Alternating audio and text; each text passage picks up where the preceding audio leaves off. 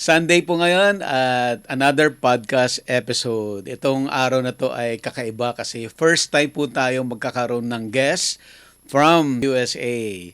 At ang ating guest ngayon ay si Ma'am Lorny Cantos. Hello, Ma'am. Magandang umaga po diyan at gabi naman po dito sa amin. Yes, Ma'am. We're so happy na kayo po yung aming unang-unang guest na nasama dito sa sa ating podcast. At Maraming salamat. yes po. So, yung pong podcast natin, maliban doon sa regular podcast natin na nagdi-discuss tayo ng mga issues ng iba't ibang industries sa farming at saka sa agribusiness. Itong podcast din natin ay gusto nating makausap yung mga subscribers natin na kahit nasa ibang bansa na gustong magtanong kung may mga gusto lang silang malinawan or may Mhm. mga gusto silang i-consult sa atin about dun sa mga kung anong plano nilang ventures na pwedeng gawin dito sa Pilipinas. So, yun nga, ang kagaya ng nasabi natin, si Ma'am Lorny, yung unang-una nating guest dito. Gusto mo bang matuto ng agribusiness, crops, livestock and poultry, aquaculture, at ma-inspire sa mga success stories? Agribusiness How It Works! As a YouTube channel, Agribusiness features entrepreneurs, farmers, organizations, OFWs, investors. However, beyond our usual content and official endorsements, Agribusiness does not engage in other business dealings with them. While our viewers and featured individuals and entities may choose to pursue business deals with each other on their own, we encourage them to be cautious in doing so. Meron tayong commercial space available for rent. Ideal yan for kiosks and other businesses. Dito yan, Alex, ha? Park and Train EDSA, beside Walter Mart, baba ng Roosevelt LRT Station. Contact us at 0917-123-2117. For bigger spaces, contact 0917-811-0214. Sir Yes Buddy, po. maraming salamat sa pagkakataon dahil kumbaga bigyan niyo ako ng time. Opo, yes po. I think I remember nagsend ako ng email around August Mhm. 2025. Uh, Grabe nung August basically, pa. Sorry.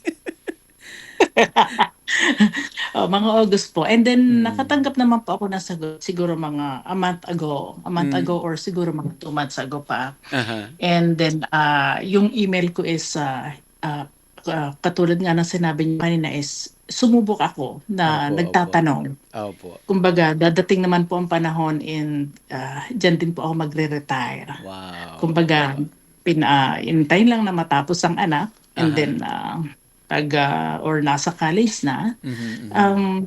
dyan din po magre-retire. And then, ang plano is pag nag-retire, ano ba yung gagawin pag nag-retire? Hindi naman po pwede na masabi lang na mag-retire is magpapahinga. Mhm.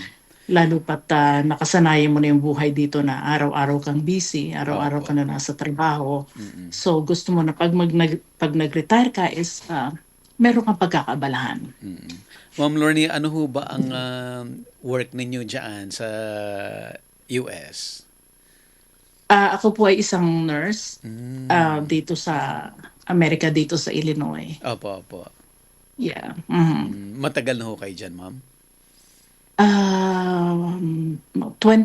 2010. So dito na rin po ako nagkaroon ng pamilya. Oh, Mhm. okay. Yeah. So dito na rin po ako nagkaroon ng pamilya. And katulad nga po ng sabi ko is dadating yung araw na dyan din po magre-retire. Okay, Yeah. ma'am. So, may mga farms ho ba kayo dito sa Pilipinas, ma'am? Opo, may binili po ako, Sir Buddy, na farmland. Siguro mga 4.1 hectares po yun. Wow, okay. And opo, unti-unti, unti-unti is sabi ko nga is ano ba yung gagawin ko pag nag-retire ako. So, ang iniisip ko at yung talagang malapit sa puso ko is yung farming. Mhm. Okay, lalo pat pagka Sabado, Linggo, wala akong pasok. Mm. Starting Friday night, pagdating ko na ng trabaho, nasa YouTube na ako, nanonood na ako ng mga program about agribusiness. It's Oh, I very see. informational, very inspiring. Opo. And so lahat ng bagay na tatalakay ninyo doon. Mm-mm. So it's also one way na na-encourage ako na parang ito yung interest ko ito yung interest ko, ito yung gusto kong gawin pag ako umuwi, pag ako nag-retire. So may nabili po akong lupa sa Mamburao, Tayamaan, Mamburao, Mindoro, Occidental, ma'am. Mindoro. And I got the chance, Yeah. I had the chance to see it also nung Pasko po na umuwi ako. Kasama ko itong pamilya ko, kasama itong aking husband at saka yung aking isang anak. And 4.1 hectares po siya. So sinimulan ko po siya na pabakuran. And awa po naman ng Diyos, natapos yung pabakod. So the whole area. Wow, yung And 4.4, then, ma'am, binakuran niyo yung 4.4? 4.1. Opo, 4.1, hindi naman po yes. siya yung bakod kamo na talagang, kumbaga, let's say sabihin na natin na perimeter fence. Aha. Ganun dahil, tapos katulong ang personal po na nag-aasikaso niyan habang nandito ako is yung kapatid ko pong lalaki, kapatid ko pong panganay. So from Mindoro kayo So, talaga, Ma'am Lorny? Opo. Taga Mamburao po ako. Galing Mamburao po ako ng talaga. Mamburao. I see. Opo, Mamburao po ako. Yan. And then yung lugar naman po na nabilhan is Tayamaan, Mamburao. So isang barangay sa Mamburao. So, and then ang iniisip ko pong simulan is yung poultry farming or goat farming. Or goat farming. So since napabakuran ko na siya, napatayuan ko na rin po siya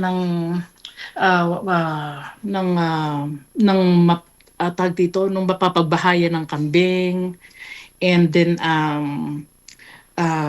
yung tawag dito yung water source. Pero ang tanong ko po, Sir Buddy, is yung papaano po yung yung livestock na ilalagay mo diyan is that's going to anong tawag dito, yung financial resources, kung lalo na yung mga livestock na ilalagay ko diyan is yun ang gusto kong itanong sa Okay. inyo. Kaya ako nag-email po sa inyo. Yes, ma'am. Okay, ma'am. Okay. Gusto ko lang itanong muna, yung farm ba na nabili nyo ay malapit sa main road? Barangay ho ba siya? Or ano ho bang itsura, ma'am? Dati daw po yung ginamit na parang pinagtataniman, gano'n, ng mga gulay, ganyan. Maganda po yung lugar, Sir Bati, maganda. Nakita ko siya. Maganda. Okay. Maganda yung lugar. Ano po ang Maganda. kapitbahay nyo doon sa lugar, ma'am? Konti lang konti-konti lang po ang tao doon Konti lang ang tao. So, yung... Kaya kung tatayuan siya ng manukan, walang abala. maganda po. Walang abala. Kumbaga sa yun ang doon, yun ang isang napagdesisyon na namin ng kapatid ko na kung tatayuan siya ng hayop, hindi tayo makakaabala sa tao. Oh, I see. And then accessible din siya sa daan, may access siya. May access din May siya. frontage ho kayo, ma'am. Sorry po. May frontage po yung property. Ibig sabihin, gilid Meron ng po. kalsada? Opo, meron. As in ang property po, Sir Buddy, is kumbaga ang kalsada is pwedeng dumaan yung, hindi naman po sabihin natin na pwedeng dumaan yung sasakyan. Pwede po yung halimbawa sabihin natin na pick-up truck. Pwede siyang dumaan kasi yung property po is parang nasa pagitan ng daan. Parang harapan, parang ganun. So yung buong property nyo may daan sa gitna? May daan sa gitna. Parang May daan left sa and gitna. right yung property ninyo. Tapos Eksakto.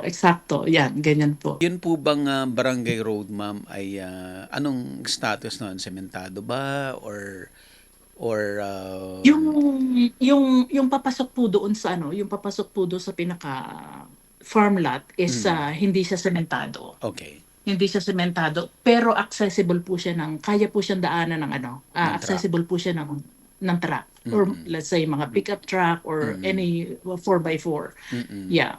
So even during rainy season, makakapasok pa ang truck?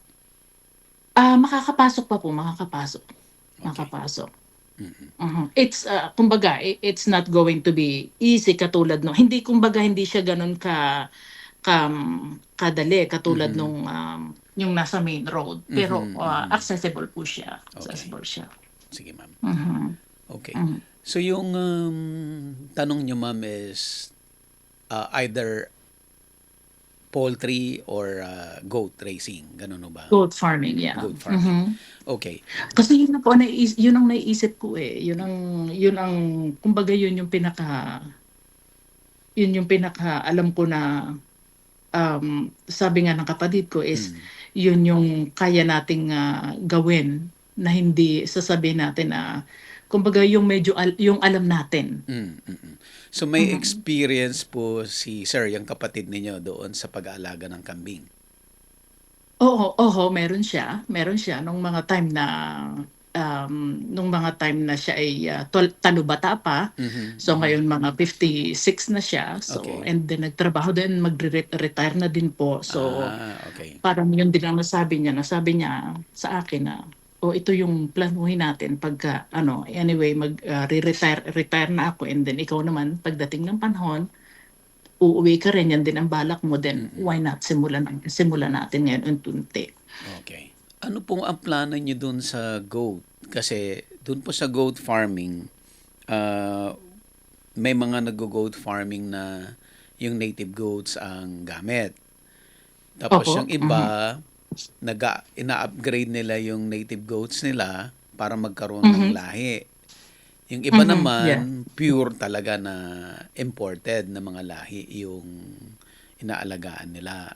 Ano po ang choice nyo doon? Ang napag-usapan po ng kapatid ko is yung hindi siya purong kumbaga Mistizo lang. Upgraded lang parang po. ganun. Parang ganon. Yun po ang niya dahil lalo pat kumbaga hindi pa ganoon ka-eksperto, hindi Yes, pa ganoon. Kumbaga parang magsisimula kami. So, yun ang napag-usapan namin. Tama naman po yan. Pag hindi pa expert, kahit na may experience na, ay mas maganda na mag-start sa upgraded. So kung Opo. ibig sabihin merong mga babaeng kambing na native, ay ipag-aasawa lang siya sa isang imported para malahian. So Opo. while nag-aaral unti-unti, then saka mag-upgrade into purong Totoo po yun dahil tawag dito sa simula ganun naman po lagi, no? Sa simula hanggang sa matuto. yes, Hanggang sa matuto. And then hanggang sa matutunan mo ko yung takbo ng gagawin mong proyekto. So ang plano nyo, ma'am, doon sa goat ay magbebenta kayo ng kambing na para katayin? Yun ho ba ang plano nyo, ma'am? Opo, at saka kakatayin or kung pwede ipagbili ng buo, di mas maganda po. I mean, Ganon. ganun po. Kasi marami yung namimili ng kambing na ititrade nila or sila yung magkakatay. So sa end ninyo, gusto nyo, mag-aalaga kayo para ibenta yung kambing para sa mga nangangailangan ng gagawin nilang karne. Gagawin nilang karne. Yeah. Opo. And then ang isa pa po sa Sir Buddy na na-inspired ako yung program niyo with the guy from I think he's the owner of Excellent somewhere in Batangas. Excellent. Yung egg po. Yeah. Opo, Eggs, yan. opo, Yan oo. ang isang, kaya sabi ko, it's a goat and then poultry. Dahil doon ako masyadong na-inspire doon sa napanood ko na yun. Okay. Tapusin ko lang yung mga concerns pa dun sa goat before tayo mag-jump into Opo, opo. poultry. Mhm, Yung mhm. po kasing sa goat, ma'am, dahil upgraded siya, ay yung cultural management ng goat ay mas maselan kaysa sa ibang Aha. livestock. So, kailangan ay magpapatayo talaga ng bahay at Mhm. yung kambing ay dinadalhan ng pagkain. Dinadala ng pagkain, Dinadala oho. na. So, sinasakate para Mhm. ipakain yung forage or yung mga grass or mga dahon at pero yun ay kailangan tinatanim. Tinatanim, opo, tinatanim. Tinatanim. So, maraming ano po 'yan, maraming mga iba-ibang halaman na hindi lang ako sigurado doon sa eksaktong mga nutrients nila, but may mga Opo. combination 'yan para Mhm. ipakain doon sa kambing. So, Oh, dapat number one na consideration talaga ay mag-allocate ng lugar na itatanim yung mga halaman para yun ay kinakat lang siya at tutubo ulit at ikakat nyo ulit, tutubo ulit. So, tutubo regular na ulit. meron Mhm. kayong source ng pakain dun sa Mhm. kambing. Yeah. Oo. So, yung pong pagbili ng kambing mismo, mabilis lang po yun, madali lang po yun. Especially kung meron namang puhunan, mabilis lang po yun. Marami ho tayong Oho. mga supplier na pwedeng kuhanan ng mga kambing, pero kahit din naman din sila, yung mga expert sa kambing, ang sinasabi lagi ay unahin muna mag-establish ng kukuhanan ng pagkain before mo Aha. paratingin yung kambing. Before paramihin, opo, yeah. Yes, opo. So yun po. Mhm. So Yeah, dahil maluwang tatanda. naman yung ano, yung lupa, pwede kayong magtanim ng corn, pwedeng magtanim ng napier, pwedeng yung mga madre de Madre agua, de Agua, yeah. iba-iba po Mhm. yan. Apo. So, Mhm. may mga expert naman dyan later on na magtuturo sa inyo ano yung mga combinations na dapat ipakain sa kambing sa yung throughout life cycle ng animal. Pagdating po sa ano ma'am sa market, okay, kasi ang Mindoro ay tawid dagat. Tawid dagat. Tawid Tawid dagat. dagat at ang let's face it, ang kambing talaga, ang kung karne, ang kumakain ay nasa main island Luzon, no? Mhm. Manila, Metro Manila, and going north. Hindi ko alam sa Batangas kung mahilig silang kumain, but hindi kasing lakas kumain ng mga Ilocano, yung mga taga-north, no? Ang trader na mamimili ay dadalhin yung kambing nyo sa north. Ang ano diyan ay meron ho ba kayong nakikita na mga namimili ng kambing sa Mamburao? Um, ang nabanggit din po ng kapatid ko is, somewhere from, north. Okay. So meron pong Mhm. mga Parang talagang gumigilid-gilid diyan, may yeah, ahente, may gumigilid-gilid sila naghahanap or, ng kambing, gano'n ho yeah, ba? mhm. Mhm. Dumadayo po sila para mamili. Kasi Okay. kung tama po kayo, kung sa Mindoro, I don't think it's, eh, hindi siya gano'n hindi siya gano'n kalaki Mm. na mga buyers. Yes po. Kumbaga ang alam din po ng kuya ko is, ng kapatid ko is coming from, north. Mm. Opo. So, yun po siguro at the start, at least kung may makilala kayo na mga namimili ng mga live animals na pagdidisposan nyo eventually. Uh-huh. Isang Eventually, yeah. isang ano po 'yan, isang way or second later on pag palaki na kayo, baka later on i-consider nyo na kayo ang magdala ng kambing at least from Batangas or Metro Manila. But of course, Yes. ibang level na po yan. Later na po yan pag medyo Later na po yan. oo, malaki Later na na yan. yung Later production. na po yan. So, ang option talaga at the start ay aasa tayo doon sa mga bibili na pumupunta sa baryo or may mga ahente na naghahanap ng live animals para bilhin nila. Opo, yan. And then kadalasan naman yan muna ang mangyayari pag sa may lugar na yan, sa may aming lugar sa Mamburao. Opo. Yung iba po na nagkakambing, meron akong na-feature sa Davao na nagkakambing siya. Ang kambing niya ay native lang. Hindi yung upgraded. Aha, Ang opo. katwiran niya mas sturdy, mas strong yung Mas strong. native. Mas Tapos strong. ang main purpose niya kasi ay meron siyang palaisdaan. So yung dike, kailangan niya ma-maintain na malinis. So yung kambing niya, yung gumagala doon para kinakain yung grass. Parang yan. So clear yung ano niya, malinis yung mga dikes niya. Kaya sa kanya, prefer niya yung native para nakawala lang. Kasi pag yung mga upgraded or yung mga puro, ay talagang naka-full confinement. Talagang yung nakakulong. At saka, yun daw po, maselan. Yes Medyo po. maselan. Maselan Yeah, po yung mga maselan. yan. Kaya dapat dinadalhan lang talaga ng pagkain.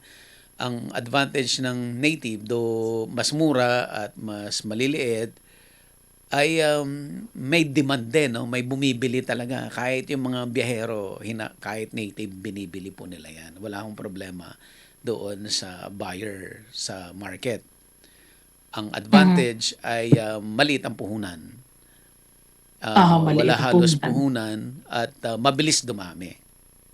At hindi ka nang problema ng kakainin kasi papakain mo lang yung mga siya yung kumakain doon sa property mo. Yeah. At ang maintenance daw po is hindi ganun kalaki or Yes. sabihin natin hindi ganun ka-demanding. Yes po. Ayun. So, decisionan nyo po later on kung native muna or gusto nyo upgraded. Nasa inyo po yan. At least Yeah. present ko lang Yeah. po yung mga iba-ibang Okay po, okay. possibilities. Habang nag-uusap po tayo, ako'y nagno-notes din. Yes, ma'am. In terms of capital nga, pag native, hindi yun ganun kadali. Ay, hindi kahirap, hindi malaki. Hindi ganun kahirap. At mabilis dumami. Napakabilis dumami. Yung kinakwento ko sa inyo na feature ko sa Davao, dahil yun ay on the side, hindi yun yung main business niya, kundi yung hito. So, hindi niya napapansin, minsan magbibenta siya, 20 na heads, ganyan. Kung I don't know, hindi ko lang matandaan yung presyo. Kung 2,000 ang isang head, di meron na siyang 40,000 na hindi niya napapansin. Can you imagine that? So, sulit na sulit din po, Sir Buddy, no? Yes po. Yeah. Yeah. Kung upgraded, mas malaki, mas mahal. Mas malaki. Kung mistisa, Yun po yung mistisa, yun po yun yung ay upgraded. upgraded. Apo. Mhm. Oo. So, mas malaki yung animal, mas mahal. Kasi minsan, per kilo, tinitignan nila per kilo, yung iba per kilo, yung iba, pag native, tinitignan lang nila yung animal, tapos pepresyohan nila. Pero pag mga upgraded, I'm not sure, but most likely, more on sa kilo sila magbe-base. I see. Ayan. Sir Buddy, ang tanong ko is, pagdating sa market or sa pagbebenta, alin ang mas mabilis nabebenta sa market? Yung upgraded or yung native pa rin? Para sa akin, ma'am, feeling ko, no, parehas lang. Parehas lang. Parehas lang. Oo. Parehas lang. Parehas may demand. Yun naman kasing namimili ng live animal, as many as live animals na mahanap niya doon sa area eh. Oo, regardless kung native or upgraded. Kasi isa lang naman ang pupuntahan, kakatayin lang naman nila yon. Kakatayin din. Kakatayin din. Yan po. But for us beginner, mas safe doon sa native. Mas safe sa native. Ano po sir? So ibig lang sabihin Sir Buddy, mas inirecommenda nyo na since magsisimula or kumbaga beginner is yung mga native pa rin. Hanggang sa kumbaga sa bagay sa isang punto is mas palagay ko mas maganda hanggang sa matuto. Pwede pong kung ang objective ay wag mo puwersa sa puhunan, Aha. wag hindi magastos at hindi alagain, dun ho ka talaga sa native. Aha. Pero kung naka-mindset ka na mag-invest ka na rin lang at medyo may time element na kailangan mo magabol, start pa rin with native na nanay at meron Aha, pa lang pang upgrade. Yeah. Ang recommendation ng Central Luzon State University, kasi meron doon yung Small Ruminant Center. So specializes sila sa goat talaga. Ay nire-recommend nila na ay mag-start ka sa 5 inahin na kambing Opo. na native. Na 5 native. inahin na native. Okay. Tapos from there, yung economics naman, ang tinitingnan nila, kung mag-aalaga ng kambing, at least meron kang 50 heads. Oh. Commercial po yan. Okay. Ano na yan? Aha. Negosyo na yan. Negosyo na. Negosyo na yan. Apo. Aha. Yung 50, medyo may experience na yan konti. May experience na. May ano po yung mga ano po yung mga paano ko sasabihin? Ano yung mga government programs or mga private institution na nagbibigay ng support or education about farming, goat farming. Pag goat farming, sa Central Luzon State University, open naman po sila. Yung Small Ruminant Center. Sorry, Sir Buddy, hindi ko po na-gets. Small Ruminants Okay. Center. Okay. Ruminants, ito yung mga small ruminants like kambing, tupa, yun po Okay. yan. So yun yung specialty nila. Small Ruminant Center ng Central Luzon State University. So andyan po yung technology, andyan yung tinuturo nila yung paano mag-breed, paano pag-asawain yung native at may lahi, paano ka mag-upgrade, yung cultural management, paano sa alagaan, pakain, pests and diseases, ganyan. Even doon sa paggawa ng mga produkto later on from kambing. Yeah. Oh, okay. So, yung iba rin kasi yung kambing na for dairy, ibang lahi din yon. So, hanggang ganun, may kompleto sila hanggang doon sa pag-process ng gatas, hanggang doon sa pag-bottle ng gatas para magkaroon ka ng sarili mong produkto. Yeah. Sir Buddy, ano po yun? Do they provide classes or, I think training? may mga trainings po sila na nai-invite sila at pumupunta sila sa iba-ibang lugar. Okay. Kailangan lang ho makipag-coordinate sa kanila kung sila ang lalapit or kayo ang pupunta sa kanila. Mag-training sa kanila. Kasi may mga regular na trainings po silang ginagawa eh. Opo. Another thing is yung doon sa inyong LGU sa munisipyo, i-try nyo pong magtanong sa kanila kung meron silang assistance about goat racing. Baka minsan kasi may yung government may mga dispersal. So, halimbawa from CLSU mismo yung kambing, tapos i-disperse nila sa mga munisipyo, tapos yung munisipyo i-disperse nila sa mga farmers. Or yung semen mismo, yung semen nila mismo para artificial insemination na lang doon sa mga babaeng kambing ninyo. Ayan. Sa So may munisipyo po ito, Sir yes po, Buddy, sa apo. munisipyo. Supposedly meron sila. Kailangan lang silang tanungin kasi pag alam naman natin kung hindi tayo nagtatanong, hindi rin well, may mga limitations. In fairness to them, may May mga mga limitations. limitations. Okay. May mga May mga limitations sila. limitations. Lalo na Minsan, nga po, ah, ah, minsan iisa lang yung staff. So paano mo naman tama nga naman, paano mo naman lilibutin mo yung buong town kung may 20 barangays tapos iisa lang yung staff. Mga ganun po. iisa lang. Yeah. Tatandaan ko po itong ating uusapan na ito at aking nagno-notes po ako. Opo. At ito ay magandang guide ito para sa akin para ma-share ko din sa aking kapatid. Tapos, aside from the municipal, itry na rin po ni Sir yung kapatid ninyo magtanong sa province or sa region. Yan. Kasi ang Region, Department of Agriculture hanggang region lang eh. So kung may dispersal ang Department of Agriculture hanggang regional office lang. So makipag-coordinate, hindi ko po alam exactly paano makarating doon sa region, but probably baka yung munisipyo mismo sila yung mag-recommend para makarating kayo doon sa region. Yeah. Yan po yung kung ang pinag-uusapan natin dito yung mga upgrading na ganyan. But before going there, pwede nyo nang umpisahan magkaroon ng sariling kambing using the native. Ayun nga, yan yung naging pakay ko ho ng pag-uwi ko nung makita ko yung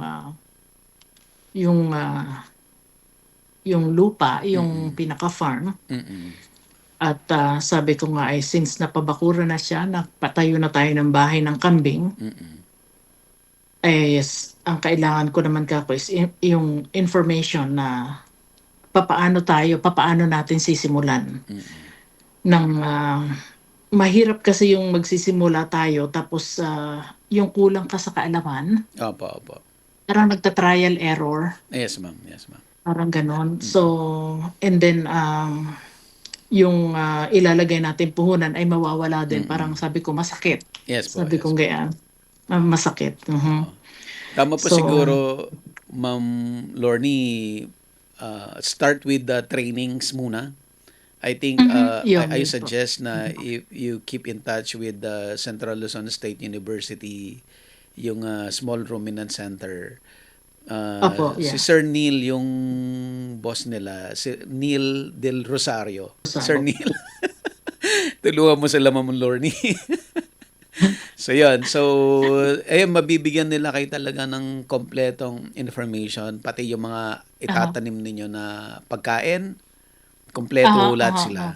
yan ang gusto naming malaman kasi I think we have siguro po naman sa lugar is meron kaming lugar na pwedeng mapagtaniman ng pagkain doon sa lugar na yun at medyo maluwag-luwag naman ang kaunti. So, sabi ko po pwede na itong mapagtaniman. Yes, ma'am. Malaki na po yung yung lupa nyo. Marami kayo may tatanim para doon sa alagaan. Yeah. Especially kung full confinement ka, maliit lang naman yung space kailangan mo para doon sa kulungan eh. Ang mas malaki kailangan mo yung taniman. Yung taniman. Yes. Yeah. Ayan. Salamat po dito, Sir Buddy, sa inyong impormasyon na ito na binigay sa akin at susubukan ko na tingnan yung website and then at the same time is kumuha ng impormasyon sa Central Luzon State University tungkol dito. Yes, ma'am. Okay. Yeah. Doon naman tayo sa chicken. Sabi nyo na-inspire kayo doon sa yung na-feature ko sa Batangas. Kay Sir, Vic Ngo, yung napanood ninyo. Ayan. Okay, Sir Vic Ngo. Yeah. Layer po yan, ma'am. Yeah, layer. Layer. Okay. Sa layer, kung susundan natin yung strategy ni Sir Vic, sabi nga ni Sir Vic, retired siya. Ayaw na niya ma-stress. At gusto lang niya maging productive siya, kaya nagtayo siya ng layer. But yung layer niya, ibang level din yun, ma'am. Medyo malaki Ibang rin. level yun. Oo. Malaki na yung layer niya. Very systematic siya. Hindi kailangang Yeah. intimidating, pero maayos. Maayos siya. Maayos. So, Maayos. Kasi sabi nga niya, kung simulan mo ng tama. simulan ng tama, tamang housing, Tamang housing. tama lahat. So, yung kanya ay libangan niya pero kumikita. Mm. Yan, kumikita yan. Yeah. Sa layer may mga dalawa po yan. Yung kay Sir Vic kasi, though maganda siya, pero it's the traditional housing. Yung open. Traditional housing, yeah. May mga LGU kasi na hindi na nag-aalaw ng ganong setup. Oo, gusto nila may mga LGU na gusto nila yung mga tunnel ventilation housing. Medyo mahal yan, ma'am. Ang isang housing is around 10 to 15 million. Oh my God. Ganun po yan. Kung, so depende, ang unang tatanungin nyo dyan is yung LGU. Ia-allow ba nila kayo? Bibigyan ba nila kayo ng permit? Oh, okay. Yan ang start. From there, kung hindi sila nagbibigay ng permit, you cannot operate. Hindi kayo makapag-start. Paano ibig niyo sabihin na, Sir Buddy, permit for doon Para sa... makapag-operate ka, kasi ang issue ng LGU, hindi basta-basta pumapayag yung LGU kasi nga yung problems ng langaw, yung mabaho, ganyan. So, sino-zoning nila yan. May mga lugar sa, let's say, isang munisipyo, meron lang designated na area saan sila nag-aalaw na magtayo kayo ng poultry. May mga LGU na talagang hindi pumapayag magtayo ng poultry. Okay. So, yan po yung muna. Tanong nyo muna sa LGU. Yan ang munang tanong. Yeah. At saka kung naman, baka pumayag naman sila kung yung backyard level yung umpisa ninyo. Pero pag commercial, definitely yan, mas mahigpit sila. That needs permit, yeah. Yes po. Mahigpit sila dyan. Apo. Ang tanong ko naman dito, Sir Buddy, dito sa egg layers. Yes, ma'am. Ano yung, kasi, pagdating sa market, alin ang marketable, yung white or yung brown eggs? Yung brown egg kasi, ma'am, niche market. Hindi lahat ng Filipino hahanapin yung brown. Yeah. Yung white, anybody kakain ng white. Anybody. So, ito yung sa atin. Yes. So, kung ang intention nyo ay backyard at ang benta ninyo ay within the munisipyo o mga barangay, parang hindi mag-work yung brown. Kasi yung mga medyo may kaya lang ang maghahanap nun. So, very limited yung market. Very limited Unless, market. maliit lang naman yung production at kain-kain nyo yung i-dispose despite of maliit yung market. Okay. But kung commercial, ay white ho talaga. White talaga. And then, another question, Sir Buddy. Pagdating naman sa manok, para sa mga white yung white Layers. eggs. Apo. At saka, alin ang hindi maselan sa kanila? Yung white egg producers or yung brown. Brown egg producers na mga manok. Parehas lang po yan, ma'am. Parehas lang. Oo, Parehas lang. Oo, parehas lang na kailangan mo ng the cultural management is almost the same. Opo. Meron kasing brown na commercial. Meron yung brown na native, ay bang mas maano yung brown na native, mas maliit na market yon. Mas Aha. niche market yon. Aha. So, doon pa rin po kayo sa ano, kumbaga for pag pang-commercial yung mga Yung white white pa eggs rin, pa ma'am. rin. Oo, kasi mas White eggs maraming pa rin. buyer nun, pati. I'm not too sure with Mindoro kung may mga traders din na naghahanap ng mga egg dyan. Kasi most likely, kung taga Mindoro ka, baka Mindoro mo lang din ibebenta. Baka siguro Mindoro kasi, Yeah. baka Mindoro din lang ibibenta. But maraming towns naman, maraming towns naman sa Mindoro. So, I don't think, yeah, possible na may market po siya. Aha. Sir Buddy, isa pang tanong. Yes, ma'am. Yung sa experience niyo po, Mm. sa program niyo, Yes, ma'am. kung okay lang po ba na pagsabayin ang goat at saka ang poultry o mas maganda pong unahin muna yung isa? For me, for a starter, you have to start with one muna, ma'am.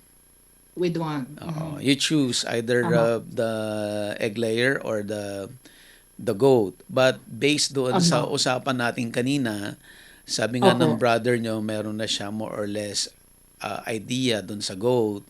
Mas advantageous yun kasi meron ng experience kahit papano. May experience na siya. May experience na siya. Ngayon, but if you decided na gusto mo yung layer, again, start pa rin doon sa tamang training, tamang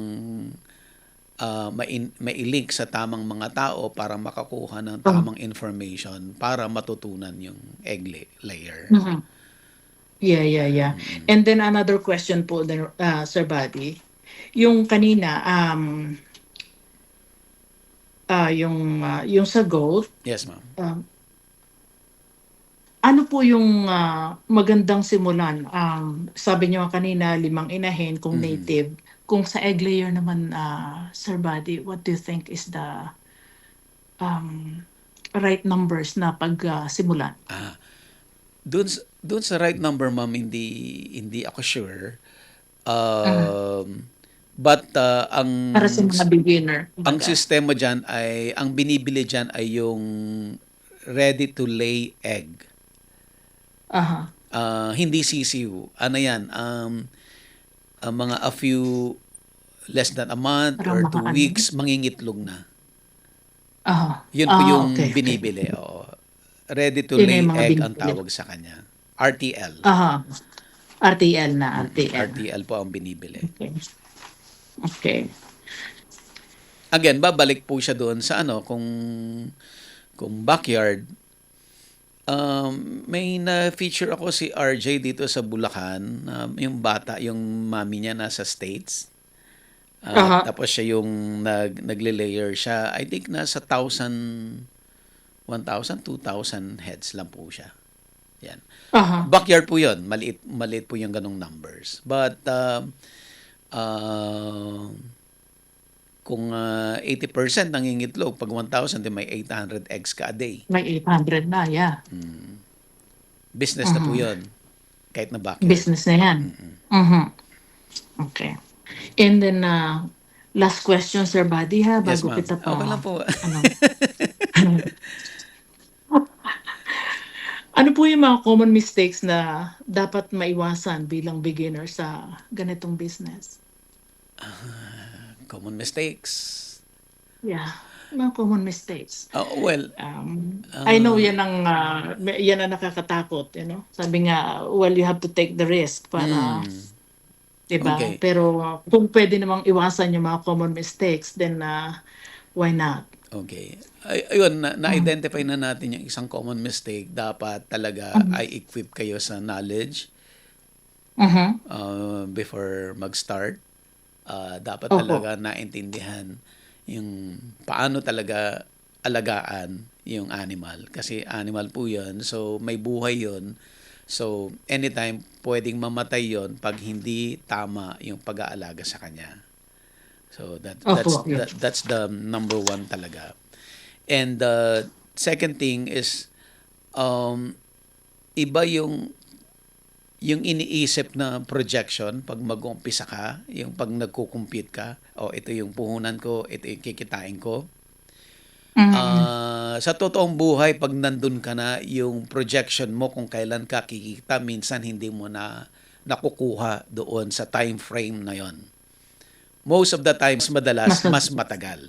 So let's say, halimbawa, sabi mo, okay, mag-aalaga ako ng kambing in a year time, in 3 years time, nakabalik na yung puhunan ko. Halimbawa, naglabas ako ng 500,000.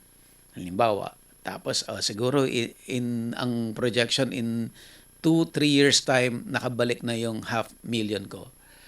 Most of the time, hindi ganon. Mas matagal bago makabalik yung pera. So, dapat ready doon. Kasi maraming tumitigil kasi napoprostrate sila kasi yung projection nila hindi nila nakuha. Yeah. So, kailangan ready ka na kahit may projection ka, anytime posibleng hindi yon yung mangyari. Magkaroon ng delay, maraming problema. Sa base na rin sa experience ko, ako pag nag-start ako ng business lagi, hindi ko inaasahan na makakabalik yung pera ko agad-agad. Matatagalan. Agad-agad. At later on, hindi ko na lang namamalayan na nakabalik na pala. Nakabalik na pala. Sa tagal. Nakabalik na pala. Ganon po siya. So, ang importante lang, huwag ititigil. Kasi pag tinigil mo, hindi na talaga makakabalik yung pera mo. Hindi na talaga makakabalik. So, basta... Sir Buddy, may alam pa kayong ibang, what do you call that? Yung mga nagpo-provide ng mga trainings? Trainings, siguro po ang magagawa ko sa inyo, ma'am, magre-refer ako ng mga contact persons, ng mga experts para sila po yung mapagtanungan ninyo. Importante kasi yun. Kasi kung mali yung napagtanungan mo at gusto ko lang bentahan, mapapabili ka. Mapapabili ka. Yun. So, yun po yung purpose actually nung podcast natin. Kasi madaming suppliers, but if you go directly to the suppliers, may bias yun eh. Kasi they're selling something. Di ba? Yeah. Sa amin naman sa agribusiness, wala naman kaming binebenta. Wala kaming binebenta. So, ang gusto lang namin ay ma-inform yung subscribers para hindi sila magkamali. And para hindi magkamali. Ang magagawa namin ay magbigay ng mga reliable contact persons para somehow, 'di ba, tama yung yung makukuhang information ng mga audience. Yeah. I think yan po ang siguro ang susunod kong i-message sa inyo, no? Para kumbaga lehitimo or sure yung aking mapapagtanungan or mapapagtransaksyonan. Opo. I-message po namin sa inyo yung mga contact persons. Opo. Okay. I think yun lang po, Sir Buddy. And then, marami pong salamat sa binagbigyan niyo ako ng time. Yes, ma'am. And then, meron akong, kumbaga, may impormasyon ako na nakuha. At meron kayong impormasyon na na-share sa akin, which is, I'm sure na malaki may tutulong nito sa akin. Kasi, kumbaga sabi ko nga pagdating ng panahon, uuwi din ako ng Pilipinas at dyan magre-retire. Yes, ma'am. Maraming salamat po at nagkaroon tayo ng communication at na-share namin yung information na dapat talaga munang malaman bago kayo mag-start. Kasi kung sumakabak ka agad at mali yung information, mali po yung mapupunta tayo doon sa mistake Yeah, yun. Tinatanong niya kung ano yung mga At, mistake. at yun ang kinakatakot ko, Sir Yes, Buddy. apo. Yun ang kinakatakot ko. Yeah. Ayan, Ma'am Okay. Lorny, Sir thank you Buddy, so much maraming po. salamat po, ha? Maraming Opo. salamat po ulit. Yes, ma'am. Okay, and God bless you po. God bless you and more power po sa inyong program. Salamat po. Okay, so productive yung usapan natin ni Ma'am Lorny Cantos na from Illinois, USA. So, kagaya ng nasabi ko na yun naman talaga yung objective namin talaga na makapagbigay ng tamang information. Hindi ho kami yung expert, pero kami ay na-expose sa madaming mga experts. So, again, kailangan muna ma-process at malaman talaga ng ating mga subscribers kung yung gusto nilang pasukin ay para sa kanila talaga. At kung para sa kanila talaga, tutulong kami para ibigay mga informations including mga contact persons para maiwasan natin. Para hindi sila mapunta sa maling farming venture, hindi sila mapunta sa maling tao na magbibigay sa kanila ng maling information. So, yun lang ang objective nitong ating podcast. So, we encourage more subscribers sa ibang bansa na makipag-communicate sa atin at mag-join dito sa ating podcast para ma-discuss yung kanya-kanyang mga concerns nila na kailangan nilang malaman in deciding ano ang business ventures na papasukin nila sa agribusiness. Again, itong ating podcast ay free sa lahat ng gustong mag-consult sa atin through our podcast episode. So mag-message lang po kayo sa aming Facebook page at kayo po ay aming sasagutin at schedule natin kung kailan ho tayo magkakaroon ng podcast episode. Salamat po. Agribusiness, how it works. Instruct, inspire, succeed.